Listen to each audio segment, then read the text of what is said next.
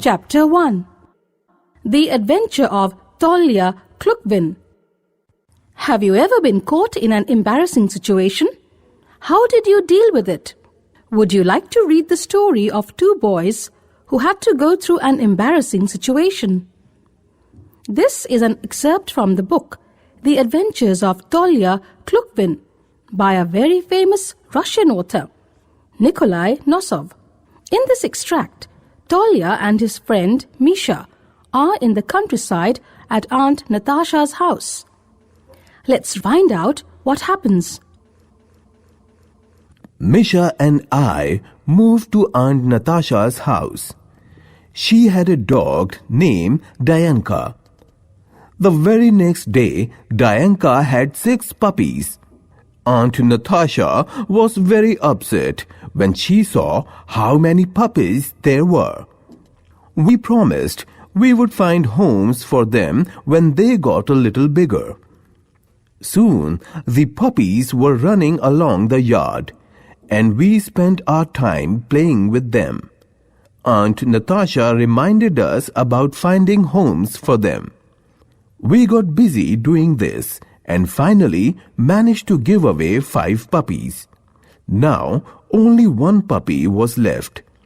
He had a lovely expression and big eyes that always looked surprised. We named the puppy Paul. Misha couldn't part with him. He wrote a letter to his mother. It read, "Dear Mother, I hope you will let me keep a very nice puppy. He is very beautiful, brown all over, and his one ear is black. We call him Paul. I will do anything you say if you let me keep him. And I will train him so that he will grow up to be a very intelligent dog. Your loving son, Misha." Misha said he'd buy a book on dogs and would train Paul according to the book. Several days passed, but there was still no reply from Misha's mother. There was a letter from her, but she did not mention Paul. We decided to leave for home the next day. Misha said he would take Paul home, even though he didn't have permission to, because it wasn't his fault. His mother's other letter hadn't arrived yet. How will you take Pal in the train? Aunt Natasha asked. You're not allowed to take a dog in a train if you don't have a leash and muzzle for it. The conductor will fine you if he sees Pal. We will put him in a suitcase and no one will see him. We put all our things in Misha's knapsack and made some holes in my suitcase with a big nail so that Paul could have enough fresh air. We put a chunk of bread in case he got hungry. Then we put Paul in the suitcase and Aunt Natasha came to see us off. We found seats next to an old woman who was dozing. There was no one else nearby. Misha slid the suitcase under the seat. All was well till we came to the next stop. Some more passengers got on. A man, woman, and girl came and sat in our compartment. Suddenly, a loud scratching came from under the bench. "That's Paul," Misha whispered. "What if he starts barking?" Paul was scratching away, as if he was trying to tunnel out of the suitcase. Help! It's a mouse! Shrieked the girl and pulled her legs up under her. Don't be silly, Lena. Her mother said. How could a mouse get into a train? At this, Misha began to cough loudly and moved the suitcase about with the tip of his shoe. Paul was silent for a few moments and then began to whine. Everyone exchanged surprised looks.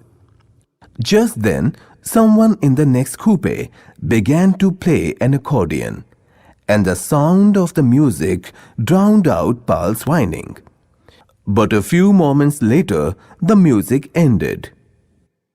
"Let's recite poetry in loud voices," said Misha. "All right, you start," said I. There was a tiny yelp under the seat. Misha cleared his throat and began reciting. "Green the grassy meadow, bright the shining sun. Gay the springtime swallow, good cheer to everyone." There was laughter behind us.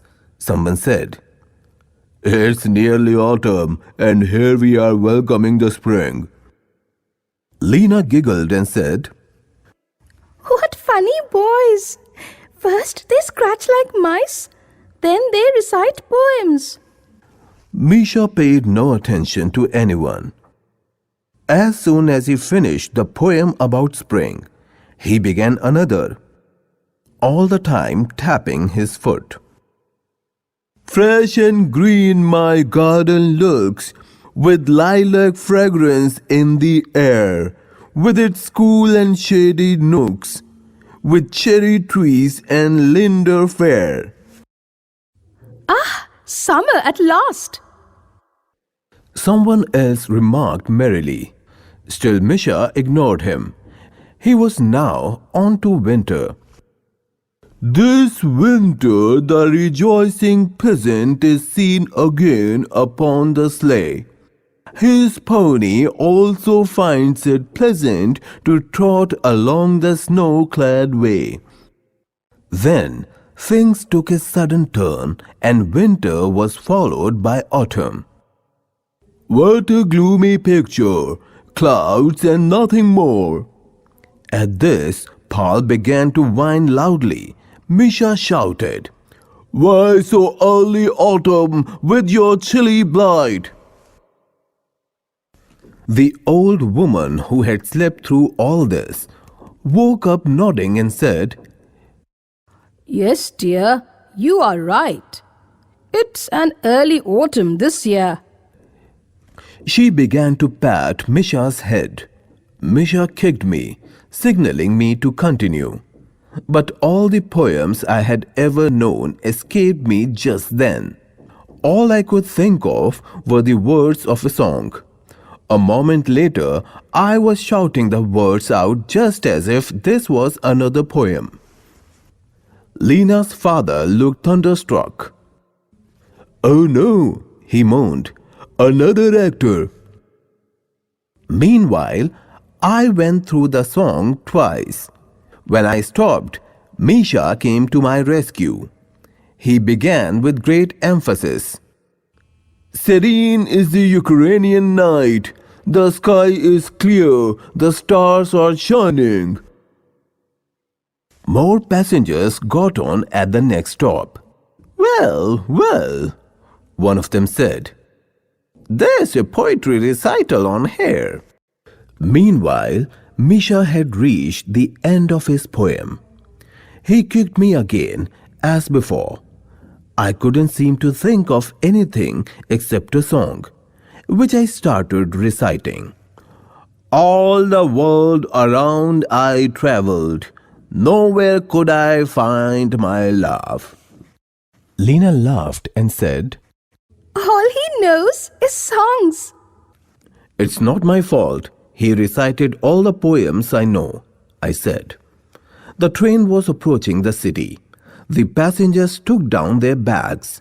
A noisy crowd filled the aisle. We grabbed our knapsack and suitcase and made our way towards the exit. There was not a sound from the suitcase. "Isn't something strange?" Misha said.